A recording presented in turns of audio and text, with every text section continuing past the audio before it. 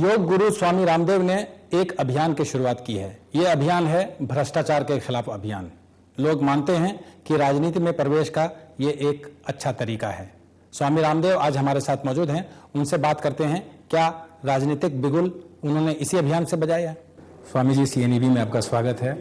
प्रणाम आपको और सर मालिनी जी और आपके सभी CNEV के दर्शकों।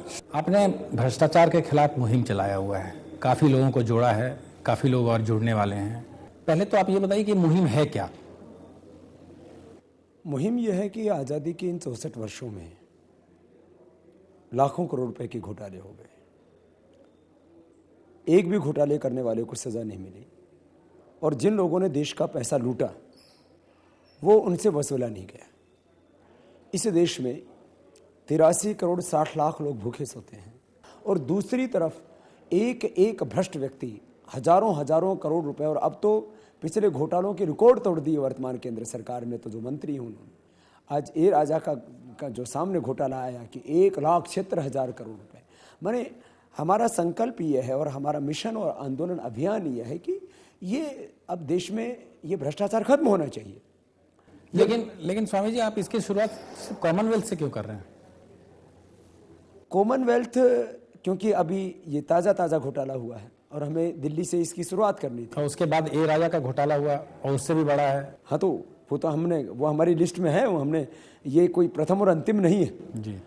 चाहे वो 2G स्पेक्ट्रम घोटाला, चाहे ए राजा वाला मैंने कहा 1,76,000 करोड़ का, चाहे आदर्श सोसाइटी का घोटाला है, या फिर ये केवल एक केंद्र की बात नहीं, हर राज्य के अंदर CLU के नाम पर रोज हजारों करोड़ रुपए के घोटाले होते हैं।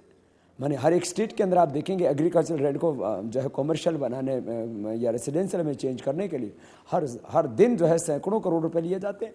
तो ये जो भ्रष्टाचार है ये महाराक्षस देश को खा रहा है। हमारा उद्देश्य है लोगों को जगाना और इस देश को लूटने से बचाना। और अब इस देश के लोग जागरूक हो चुके हैं। पहले जैसे अब देश के अंदर लोग अनपढ़ नहीं रहे और वो अपने अधिकारों को भी समझते हैं और अपने कर्तव्यों को भी समझते हैं। तो आपके इस अभियान में आम आदमी क्यों नहीं जुड़ रहे हैं? ज़्यादा से ज़्यादा संख्या में क्यों नहीं जुड़ रहे हैं? हर दिन मेरे जो कार्यक्रम हो रहे हैं, हर दिन 1 लाख से ज़्यादा लोगों के कार्यक्रम हो रहे हैं। और ये खाली एक दिन का कोई धरना प्रदर्शन नहीं है कि एक दिन का कोई अखबार में फोटो छपवाने के लिए या मीडिया में न्यूज़ के लिए कार्यक्रम नहीं। आप इसको देशव्यापी अभियान, देशव्यापी आंदोलन बनाएंगे? हम पहले से हमारी भारत स्वाभिमान की जो पूरी संकल्पना है उसमें सबसे पहला ही है कि भ्रष्टाचार खत्म हो और भ्रष्टाचार करके जो देश का करीब 300 लाख करोड़ रुपये बेईमान लोगों ने लूटा है वो वतन को वापस मिलना चाहिए। और जो चारों तरफ जो करप्ट सिस्टम है ये करेक्ट होना ही चाहिए। तो ये corruption, black money and corrupt political system, इसको जो चेंज करने का जो हमारा आंदोलन है वह एक बहुत बड़े रूप में देश में प्रारंभ हो चुका है। यह एक बहुत बड़ी पूर्व क्रांति का संकेत है। यदि वर्तमान सत्ताओं ने भ्रष्टाचार को रोकने के लिए, जैसे कि हमने कहा कि एक शक्ति संपन्न स्वायत्त स्वतंत्र संस्था बननी चाहिए।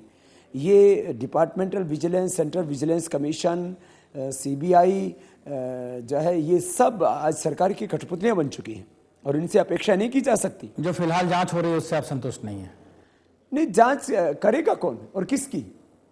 जो जांच करने वाले हैं वो उनके गुलाम हैं। जैसे शुंगलू कमेटी है, कॉमनवेल्थ की जांच कर रहा है कॉमनवेल्थ। देखिए, किसी भी कमेटी के को जो है बैठा दिया जाता है देश के लोगों का ध्यान बटाने के लिए कि इन आदमियों ने भ्रष्टाचार किया, हमने इनको पदों से हटा दिया। मात्र पदों से हटाने से बात नहीं बनेगी। जो इन्होंने भ्रष्टाचार किया उनको दंड मिलना चाहिए और उन्होंने जो देश का पैसा लूटा है उनसे वसूलना चाहिए। तो अब हमारा जो अभियान है वो ये है कि ये देश के लोगों के साथ बहुत धोखा हो चुका है, बहुत छल हो चुका है। क्या हम आपको माने कि आप UPA सरकार के लिए या कांग्रेस के लिए अगले जयप्रकाश नारायण हैं? देखिए, मैं पहली बात तो यह है कि मेरा अभियान सरकार के खिलाफ नहीं है। यह अभियान भ्रष्टाचार के खिलाफ, और यदि सरकार भ्रष्टाचार में सम्मिलित रहेगी तो मानेंगे कि सरकार भी खुद भ्रष्टाचारी, और फिर हमारा अभियान हम खुल करके कहेंगे। इसलिए अभी हम खुल करके नहीं बोल रहे हैं, अभी हम मौका दे रहे हैं सरकार को, आप उतर जाओ नहीं तो उतर जाओ। जिन राज्यों में BJP की सरकार है और वहाँ भ्रष्टाचार हो रहे हैं, जैसे कर्नाटक में है, वहाँ के बारे में आप खुलकर ज़्यादा नहीं बोलते हैं। कर्नाटक में भी जो भ्रष्टाचार हुआ उसके खिलाफ भी हम खुद जा करके वहाँ आवाज़ बुलंद करेंगे। ये अभियान मात्र कॉमनवेल्थ गेम्स के ऊपर या 2G स्पेक्ट्रम घोटाले पर या आदर्श सोसाइटी या कर्नाटक ही नहीं, उसके बाद उड़ीसा, झारखंड, जो है छत्तीसगढ़, जहाँ जहाँ प्राकृतिक संसाधनों की लूट हो रही है उसके ऊपर भी हम आवाज़ उठाएंगे, और हम ऑलरेडी उठा रहे हैं।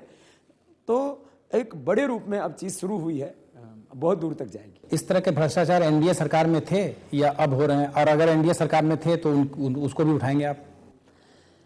हमारे सामने एक ही ध्येय है, भ्रष्टाचार खत्म होना चाहिए। वो कौन कर रहा है, किस रूप में कर रहा है, किसने किया, जिसने किया वो भरेगा। हम सब भ्रष्टाचारियों को बेनकाब करेंगे, चाहे किसी पार्टी के हों, किसी संगठन के हों, चाहे पहले रहे हों, उन्होंने देश को लूटा हो या अब लूट रहे हो। तो हम इस देश को इंसाफ दिलाएंगे।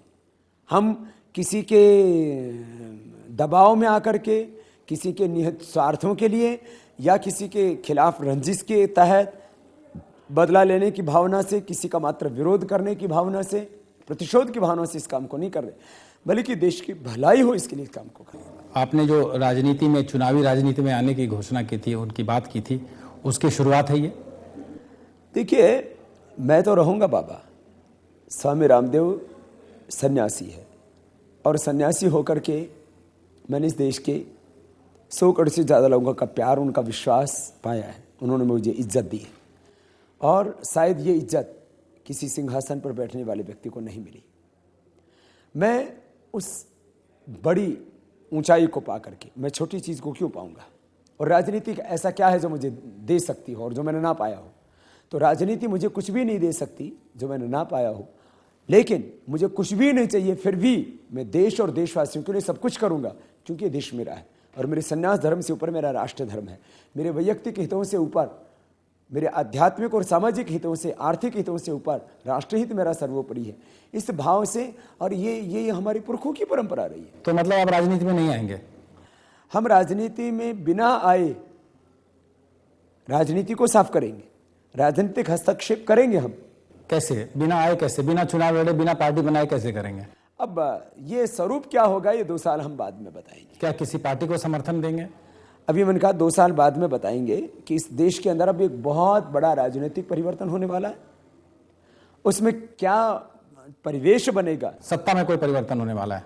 देखिए, सत्ता में भी परिवर्तन होगा, व्यवस्था में भी परिवर्तन होगा, और राजनीतिक दलों की सोच बदलेगी, उनका चरित्र भी बदलेगा। और जो अच्छे राजनीतिक लोग हैं, सबके सब राजनीति में बेईमान हैं, ये कहना तो शायद नाइंसाफ़ी होगी। सब बुरे हैं, ये कहना बहुत बुरी बात है, लेकिन उसमें अच्छे लोगों की संख्या कम है। वो अच्छे लोग एक अलग प्लेटफॉर्म पर इकट्ठे होंगे। फिर उस आगे की मतलब कड़ियाँ किस तरह से आगे बढ़ेंगे, मैंने कहा कि इस दिशा में हमने काम शुरू कर दिया है। सारे राजनीतिक पार्टियों के शीर्ष लोगों के हम स्वयं भी संपर्क में हैं कि भाई या तो सुधर जाओ, नहीं तो उतर जाओगे। अभी जो है हम इनको वार्निंग दे रहे हैं। अगला जो चुनाव होगा लोकसभा का, उसमें आपका दखल रहेगा? बहुत बड़ा हस्तक्षेप होगा, और हस्तक्षेप ये होगा, हमारी ये कोशिश होगी और हम उसमें कामयाब होंगे। ये हमारी अंतरात्मा का हमें भरोसा है। हमारी जो भीतर की पुकार और जो ईश्वरीय संदेश हमें मिलते हैं, जो ईश्वरीय प्रेरणा है, और वो भीतर से परमात्मा जो हमारे भीतर उत्साह दे रहा है, और जो मैं देख रहा हूँ देश भर में, क्योंकि मैं 2 साल में पूरे हिंदुस्तान में जा रहा हूँ। तो अगले लोकसभा चुनाव में हमारा ध्येय होगा कि एक भी भ्रष्ट और बेईमान व्यक्ति जो है संसद में ना पहुंचे, जिनके हाथ खून से सने हुए, जिन्होंने दोनों हाथों से इस देश को लूटा है।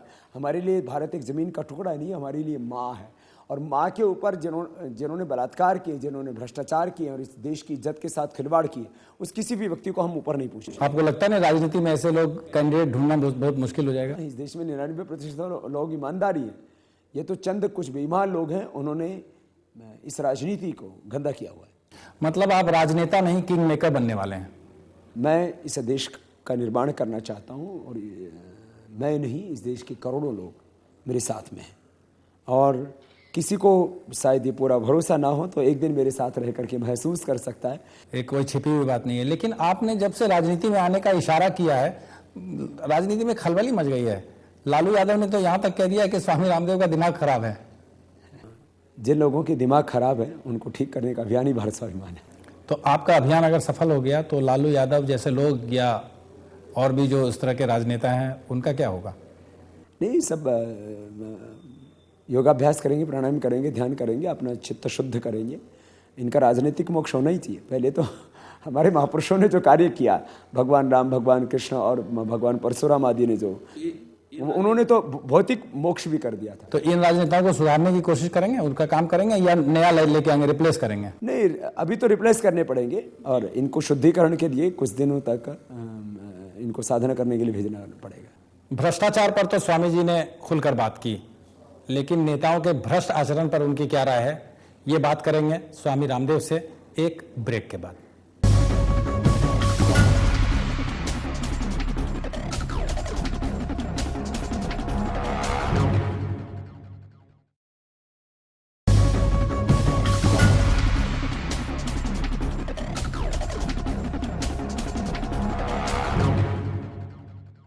और अब स्वामी रामदेव से बात करते हैं उन नेताओं के बारे में जिनके जबान पे लगाम नहीं है।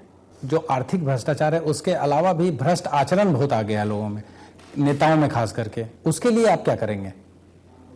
हमारा जो अभियान है उसमें 99% जो हमारा कार्य है वो इसी पर केंद्रित है कि व्यक्ति का निर्माण कैसे हो, चरित्र का निर्माण कैसे हो। इसलिए हमने जो अपने अभियान को स्वर दिए हों और शब्द दिए हों ये कि आत्मनिर्माण से राष्ट्र निर्माण, आत्म परिवर्तन से राष्ट्र परिवर्तन। आज देश भर में जो हम कार्यक्रम चला रहे हैं उसमें रोग और नशा मुक्ति के साथ साथ में हम जो है ये स्वदेशी का और ये पूरा जो हमारा जो अभियान है उसके केंद्र में यही है कि लोगों को रोगों से बाहर निकाला जाए, बुराइयों से बाहर निकाला जाए। आज हमारे देश में हर एक गांव में प्रति वर्ष सालाना कम से कम 1 करोड़ रुपए की बीड़ी, सिगरेट, शराब और नशीली वस्तुओं का प्रयोग किया जाता है। बीमारियों के नाम पर इतने पैसे बर्बाद हो रहे हैं और जो है चारित्रिक पतन के साथ साथ और जैसे कि आपने कहा आर्थिक और सामाजिक पतन, बहुत तरह के ढोंग, आडंबर, पाखंड, अंधविश्वास समाज में एक बहुत तरह की बुराइयां हैं। और उन तमाम सामाजिक बुराइयों से, चाहे वो दहेज की हो, चाहे भ्रूण हत्या की हो, चाहे और ऐसे ही तमाम धर्म के नाम पर धंधा, भ्रम, ढोंग, आडंबर, अंधविश्वास, पाखंड, तो बहुत से हमारे सामने चुनौतियां हैं, प्रश्न हैं। तो वो हमारे इस आंदोलन के मुख्य हिस्सा है। आरएसएस के पूर्व सरसंघचालक ने कह दिया, के सुदर्शन ने कह दिया सोनिया गांधी के बारे में, आपकी क्या राय है? भाषा की मर्यादा का अतिक्रमण किसी को नहीं करना चाहिए। माननीय सुदर्शन जी ने जो कहा वो बहुत सीधे इंसान है, मैं उनको व्यक्तिगत रूप से जानता हूँ और जो उन्होंने बात कही मैं ऐसा मानता हूँ कि मैं उनका ना समर्थन कर रहा हूँ ना विरोध कर रहा हूँ, एक बात कह रहा हूँ। मैं भी इस बात को कहता हूँ कि हमारे देश की सत्ताएं, सरकारें कई बार ऐसा आचरण करती हुई दिखते हैं कि मानो विदेशी सरकारों के या विदेशी कंपनियों के एजेंट हो। ये सच है कि वो यहाँ पर जिस तरह से कानून बनाते हैं, जिस तरह से विदेशी कंपनियों के लिए काम करते हैं और विदेशों के दबाव में काम करते हैं, तो उससे ऐसा लगता है। स्वामी जी, आपने एक तरह से सुदर्शन का समर्थन कर दिया। अब मैं जो बात कह रहा हूँ वो सच है, मैं सच को गरिमा के साथ कह रहा हूँ, मैं किसी व्यक्ति पर आरोप नहीं लगा रहा हूँ। राजनीति में शीर्ष पदों पर बैठे बहुत से व्यक्ति हैं जो विदेशी कंपनियों, विदेशी एजेंसियों और विदेशी सरकारों के एजेंट की तरह काम करते हैं। ये बात बहुत बड़ा सच है, इसको हम नकार नहीं सकते। अरे ये बात केवल भारत के बारे में नहीं, अमेरिका के भी राष्ट्रपति, जिनको दुनिया का सबसे ताकतवर राष्ट्रपति कहा जाता है, वो भारत में आते हैं तो विदेशी कंपनियों के एजेंट की तरह आते हैं, उनके सीईओ की तरह आते हैं, उनके लिए सौदे करके जाते हैं। इससे बड़ी हास्यास्पद बात और क्या हो सकती है? तो ये बहुत बड़ा सच है, लेकिन इस सच को थोड़ा कहने में उनसे भूल हुई है। सोनिया गांधी के बारे में जो उन्होंने कहा है और जैसा कि आप कह रहे हैं वो उस पर, मैं सोनिया गांधी जी के बारे में उन्होंने जो टिप्पणी की उसके लिए किसी भी तरह से ना तो उनका प्रोटेक्शन करना चाहता हूँ और ना उस बारे में कोई भी टिप्पणी करना चाहता हूँ, क्योंकि इस तरह की बात से जो है मैं कोई ताल्लुकात नहीं रखता। और आप यदि उस बारे में मेरे से पूछेंगे तो मैं एक ही बात कहूँगा, नो कमेंट्स। क्या आरएसएस को सुदर्शन का बचाव करना चाहिए था या सुदर्शन जी से कहना चाहिए था कि आप माफी मांगें? देखिए, ये संगठन का आंतरिक निर्णय है और इसलिए मैं इसमें कोई हस्तक्षेप नहीं करना चाहूँगा। संघ को लेकर के बहुत से प्रश्न उठ रहे हैं, लेकिन ये सच है कि संघ के प्रथम संस्थापक डॉक्टर हेडगेवार जी से लेकर के वर्तमान सरसंघचालक माननीय श्री भागवत जी तक संघ के कार्य जो है वो राष्ट्र के हित में रहे हैं। ये अलग बात है कि हर एक संगठन में कई बार ऐसे कार्यकर्ता भी आ जाते हैं जिनके चरित्र के ऊपर कई बार प्रश्न चिन्ह भी होते हैं। एक होता है संगठन का कार्यकर्ता, एक होता है संगठन का नेतृत्व। तो संघ का जो नेतृत्व है वो हमेशा राष्ट्रवादी रहा है, देशभक्त रहा है।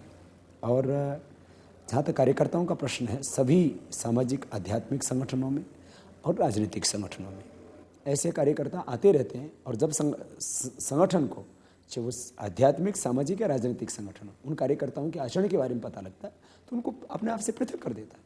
तो हमें कहीं पर भी इस तरह की बातों को व्यापक रूप में लेना चाहिए। तो इसलिए मैं इस व्यापक अर्थ में मैंने इसलिए इस बात को कहा कि पिछले दिनों यही चर्चाएं आम हो रही है, जो है कहीं संघ और सिमी की तुलना की जा रही है, तो कहीं पर फिर जो है आवेश में, आक्रोश में, आरोप प्रत्यारोप में भरी भाषा की मर्यादा गिर रही है। मुझे लगता है ये सारी चीज़ें किसी भी सभ्य समाज के लिए उचित अच्छी नहीं है। तो राहुल गांधी ने संघ की तुलना सिमी से की है, इसलिए मैंने कहा ये सारी बातें एक सभ्य समाज के लिए, एक सभ्य व्यक्ति के लिए शोभनीय नहीं है। स्वामी रामदेव आजकल टेलीविजन चैनल से बहुत नाराज हैं, खासकर एंटरटेनमेंट चैनल से और रियलिटी शो से। उनका मानना है कि ये शोज गंदगी फैला रहे हैं। स्वामी जी से इस बारे में बात करेंगे एक छोटे से ब्रेक के बाद।